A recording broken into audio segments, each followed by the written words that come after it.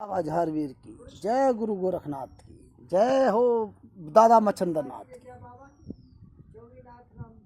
बाबा भक्तों, 4 युग हैं और 4 युगों में सतयुग में सत रहा, जिसमें झूठ का कहीं भी कोई नामो निशान नहीं था।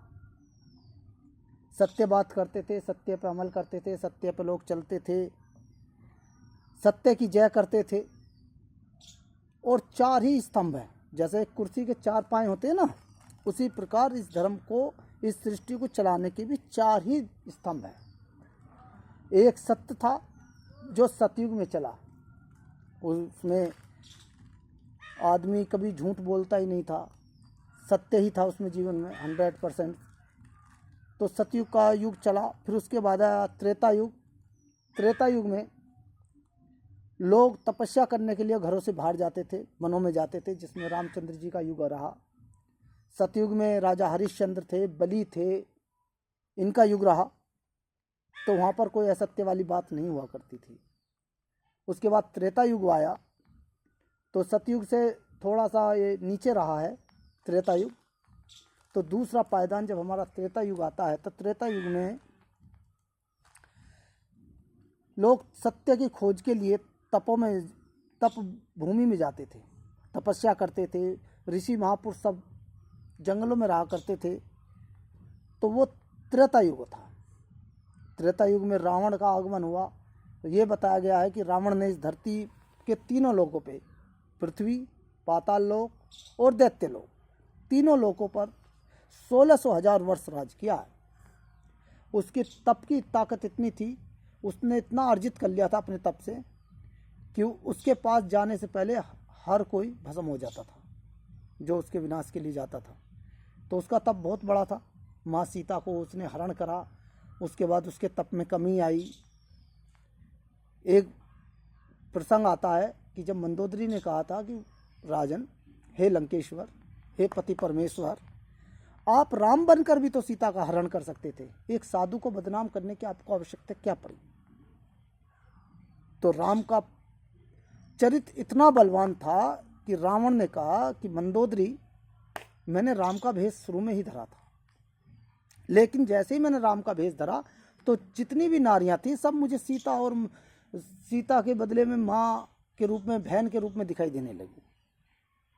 अब बताओ, मैं माँ और बहन का हरण कैसे करता? ये ताकत थी राम के चरित्र।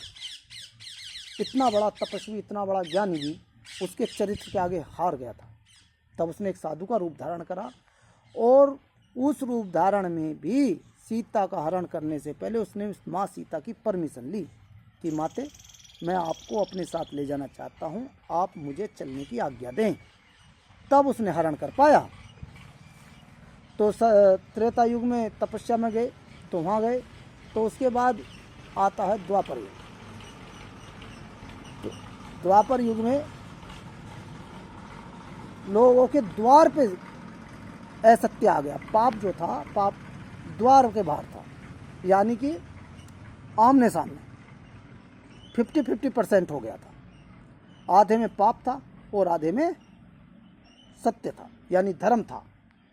और धर्म जब जब ऐसा होता है, तो धर्म को अपनी प्रतिष्ठा रखने के लिए युद्ध करना पड़ता है। तो तीसरा चरण यहाँ पर आ गया, जिसमें कृष्ण जी आए थे। कृष्ण जी 16 कलाओं से संपन्न थे, और 16 कलाओं का मतलब होता है कि आदमी हो या देव हो, जो 16 कलाएं होती हैं वो पूर्ण रूप होता है। रामचंद्र जी 6 कलाओं से संपन्न थे। तो मित्रों, ये सब बातें ऐसी चलती रही।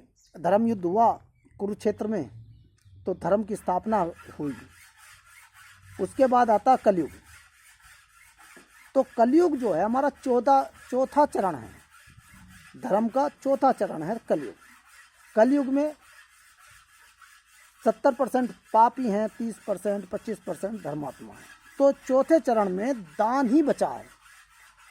सत्य गया, तप गया, धर्म गया, और चौथी जो स्तंभ है धर्म का, वो है दान।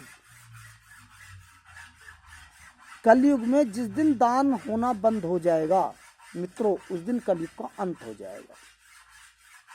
ये जो आज कलयुग में धर्म की जय जयकार कर रहे हैं, धर्म के पीछे भाग रहे हैं, ये दान का असर है, क्योंकि दान करता अभी दान कर रहा है। तो दोस्तों, मेरा इतना सब कुछ कहने का एक ही मतलब था कि अपनी कमाई का 10%